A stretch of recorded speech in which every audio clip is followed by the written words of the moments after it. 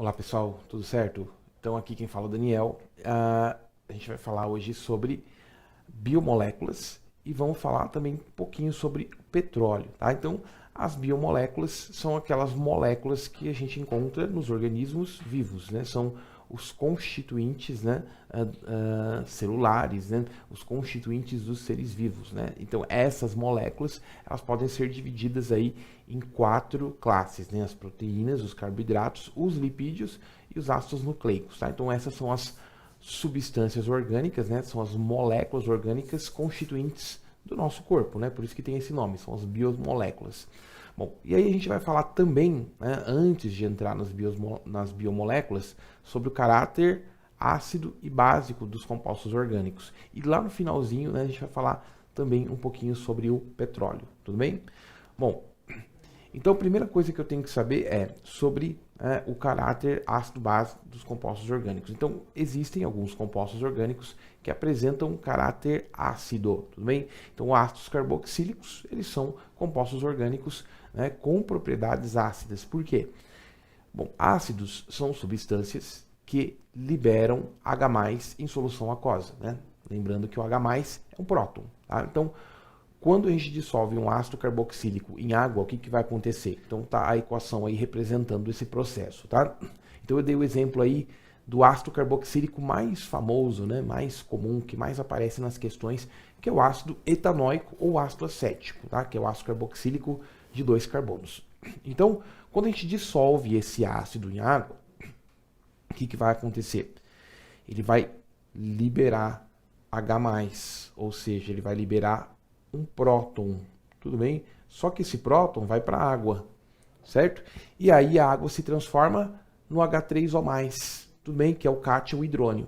E o ácido fica desprotonado, ele vai formar então a sua base conjugada, né? Vai formar o seu ânion, nesse caso vai formar o acetato, tudo bem? Os ácidos carboxílicos, pessoal, né, na maior parte das vezes, né, de uma forma geral, são ácidos fracos, né? Então eles têm constantes de ionização 10 elevado a menos 4, 10 elevado a menos 5, 10 elevado a menos 6, né? Então é mais ou menos dessa ordem de grandeza aí. Então são ácidos considerados fracos, ok, gente? Bom, então lembra lá que na aula, né, de fisicoquímica, na aula de equilíbrio químico, a gente falou lá do pKa, que é um parâmetro que a gente usa, né, para medir a acidez de um composto, tá? E esse pKa é muito usado para compostos orgânicos. Então, no caso dos ácidos carboxílicos, né, esse ácido em específico, o pKa está próximo de 5. Tá? O que significa isso? Né? O que é o pKa? Lembra que é o logaritmo negativo da constante de ionização daquele ácido. Tá? Então, se o logaritmo negativo é 5, então quer dizer que o valor da constante é de 10 elevado a menos 5, né? 10 elevado a menos 5 é um valor pequeno, tá? Bom, então isso vai acontecer com os ácidos orgânicos, tudo bem? Eles liberam H+, né, os ácidos carboxílicos, eles liberam H+ para a água, certo? Então eles vão formar a espécie desprotonada, certo? Que é o ânion, o acetato lá no caso, e mais a água protonada, mais o cátion hidrônio, tudo bem? Bom, se os ácidos eles, né, sofrem desprotonação na água, tudo bem? Eles então têm propriedade ácida, eles podem ser neutralizados por bases, tudo bem? Então, se eu misturar ácido acético e hidróxido de sódio, vai produzir sal e água. Então, isso é uma reação de neutralização, igual aquelas reações que a gente viu lá na química inorgânica. Só que aqui a gente, ao invés de usar um ácido inorgânico, a gente está usando um ácido carboxílico, né? Um ácido orgânico para fazer a neutralização. Tudo bem? Bom, então lembrando que o ácido acético, ele vai liberar o H+, né? O Na, o H é uma base, que é o hidróxido de sódio, vai liberar o OH-, e aí vai originar água, tudo bem? Então neutralizou. E vai formar, como resultado, um sal de ácido carboxílico, né? Que é o acetato de sódio, tudo bem? Então, ácidos carboxílicos, eles sofrem, né, protonação, a desprotonação, eles liberam H+, né, em solução aquosa, e eles também podem ser neutralizados por bases. Bom, existem outros compostos orgânicos ácidos, além dos ácidos carboxílicos. Então, gente, os fenóis, eles têm um pKa, né, relativamente, né, baixo, Tudo bem? Então, se a gente considerar que a água tem o pKa de 14, qualquer coisa que tiver um pKa menor do que 14, a gente considera ácido, ok? Então, eu posso dizer que o fenol ele tem, né, uma tendência maior em liberar H+, do que a própria água, certo? A tendência do fenol em liberar H+, não é tão alta quanto a do ácido carboxílico, mas é maior que da água. Se é maior que da água, então eu já considero que isso é uma substância orgânica ácida, tudo bem? O fenol, então, ele libera H+, tudo bem? Esse H+ vai para a água. Após liberar esse H+, ele se transforma na sua base conjugada, não é isso? Que é o fenolato, que é o ânion fenolato que vocês estão vendo aí na direita, né, da setinha. Tá? O pKa vale 10, então ele é mais fraco ainda, né, porque a constante de ionização é de 10 elevado a menos 10, tudo bem? Se a água é 10 elevado a menos 14, então mesmo sendo baixo esse valor, ele ainda é mais ácido do que a água pura, tudo bem? E aí a água vai ficar protonada lá, então vai ficar o fenolato mais o cátion hidrônio do lado direito da equação. Tudo bem? Da mesma forma que a gente pode, né, neutralizar um ácido carboxílico usando uma base, a gente pode usar também a base para neutralizar o fenol. Tá? Então vai formar o fenolato de sódio, que é um sal orgânico também. Tudo bem? Bom, gente, então ácidos carboxílicos e fenóis, estes são os compostos orgânicos de natureza ácida, tudo bem? E tem composto orgânico que apresenta natureza básica, alcalina? Existem sim, são as aminas, tudo bem? Então, ó, vamos colocar aqui, ó, as aminas. Agora sim, ó, as aminas. A fenilamina é um exemplo, tá? Então, ó, a fenilamina, ela possui um nitrogênio, certo? E esse nitrogênio tem um par de elétrons livre. Assim como a amônia, que também tem um par de elétrons livre, tá? Esse nitrogênio pode retirar o H+ da água, certo? Então o H+ é retirado pelo nitrogênio e vai formar um cátion. Nesse caso, gente, a amina, né? No caso a fenilamina, ela está fazendo um papel que é o inverso daquilo que acontece com o ácido, tudo bem? Então, ó, esse sentido da seta indica o quê? O sentido dos elétrons. Vamos fazer o seguinte, ó. Vamos colocar a seta como se fosse o sentido do H+, ó. Então, o H+ sai da água e vai para a molécula da amina. Então, na verdade, a amina, ela não é uma doadora de prótons, ela é uma aceptora de prótons, ao contrário do ácido. Vamos voltar lá no ácido, ó. Então, o ácido aqui, ó, o H+ sai da molécula do ácido e entra na molécula de água. Então, o que os ácidos fazem? Eles protonam a água. Eles são doadores de prótons para a água, doadores de H+ para a água. Se a gente pega, no caso aqui, ó, a amina é o contrário. Elas desprotonam a água, tá? Então, elas vão fazer com que a água vire um ânion, que é o ânion OH-, nesse caso, tudo bem? O ânion hidróxido. Tudo bem? Então vai formar lá o cátion fenilamônio, tudo bem? Que é a fenilamina protonada, certo? Que é o seu ácido conjugado, e vai formar o OH-, né? O OH- é a água desprotonada. Então essa solução ela vai ser básica. Lembra que a concentração de OH- aumentando, o pH aumenta. Isso é característica do quê? De substâncias básicas. Tudo bem? Bom, as aminas, elas podem ser neutralizadas utilizando ácidos, tudo bem? Nesse caso, o que vai acontecer? O nitrogênio retira o H+ do HCl e vai formar o cátion fenilamônio. E o cloreto, que é formado pela perda do H+, ele é um ânion, ele se liga ao cátion fenilamônio. Então vai formar o quê? O cloreto de fenilamônio. Tudo bem? Que é um sal também, certo? Eu posso considerar isso como um sal, né, orgânico. Tudo bem, gente? Bom, vamos falar um pouquinho mais, vamos voltar aqui na parte da acidez, tá? Então, vamos voltar aqui nesse slide, ó. Então, eu falei do que é ácido, né? Então, ácido carboxílico, fenóis são substâncias orgânicas, né? São compostos orgânicos de natureza ácida. E as aminas, lembra das aminas? É o contrário, as aminas têm natureza básica, então são substâncias alcalinas. Bom, então aqui, ó. Aqui estão os valores, né, das constantes de ionização. Então, se a gente pegar aqui, ó, o ácido carboxílico, a constante de ionização dele é quanto? 1,8 10 menos 5, né? Eu tinha arredondado lá para 10 menos 5. Tudo bem? Bom, então, olha só. O Ka do ácido carboxílico é maior do que o Ka do fenol, né? O fenol 1,3 10 menos 10. Né? Lembra que eu tinha falado? Ó, pKa é 10. Então a constante de ionização está próxima de 10 menos 10. Então o fenol é um ácido mais fraco do que o ácido carboxílico, certo? Para o fenol liberar este hidrogênio, né, não é tão fácil quanto o ácido carboxílico liberar este hidrogênio. Tudo bem? A acidez é justamente isso, é a tendência do hidrogênio pular para fora da molécula orgânica, tá? A tendência de formar o H+, tá? Aqui faltou, né, ó, do lado direito da equação, o H+ aqui, certo? Lembrando que esse H+ vai para a água e faz a água se tornar o cátion H3O+, certo? Agora, esse hidrogênio aqui, para ele sair na forma de um H+, para ele abandonar a molécula do álcool, é muito difícil. É mais difícil ainda do que o fenol, é mais difícil que a água, inclusive. Tá? Então, olha só. O Ka é 1 vezes 10 elevado a menos 16. Isso vai dar um pKa de quanto? Isso vai dar um pKa de 16. O pKa da água é quanto? 14. Então, olha só. Aqui o pKa está próximo de quanto? 5. Aqui o pKa está próximo de quanto? 10. A água tem o pKa de 14. Então, assim, o pKa é menor do que 14, que é o da água, é uma substância ácida. Tudo bem? Agora, gente, o álcool é um ácido pior que a própria água, porque a tendência de liberar H+ é mais baixa ainda do que para a água.